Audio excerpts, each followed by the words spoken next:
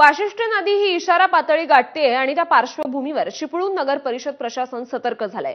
5 बोटी आणि 10 पथकांच्या मदतीने नगर परिषदेने शहरातील विविध भागात आपले कर्मचारी तैनात केलेत। याच पार्श्वभूमीवर चिपळूणचे मुख्याधिकारी विशाल भोसले यांच्याशी बातचीत केली आहे आमचे प्रतिनिधी स्वप्नील घाड यांनी। सध्या जर पाहायला गेलं तर नाईक कंपनी परिसरामध्ये आपण माझ्या मागे पाहताय की या ठिकाणी वाशिष्ठी नदीचं पाणी जे आहे ते शिरण्यास सुरुवात झालेलं आहे।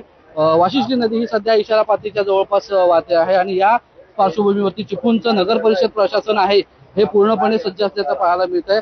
एनडीआरएफची टीम असेल किंवा स्वतः मुख्याधिकारी असतील हे या ठिकाणी गस्त घालून आहेत, नागरिकांना सूचना करतात आणि पूर्ण चिपळूण शहरामध्ये चिपळूण नगर परिषदच्या वतीने विविध ठिकाणी कर्मचारी तैनात करण्यात आलेले आहेत। तर मला सांगा काय नेमकी परिस्थिती आहे, कारण पहिल्यांदा चिपळूणमध्ये जवळपास इशारा पातळीच्या वरती ही नदी वाहते। नाही, आपण बघू शकतो की आपला इशारा पातळी जी आहे ती 5ला आहे, ती अजून गाठलेली नाहीये। सध्या 4.62 एवढं पाणी पातळी आहे। चिपळूण नगरपालिका हद्दीमध्ये आपण 10 ठिकाणी पथक नियुक्त केलेले आहेत।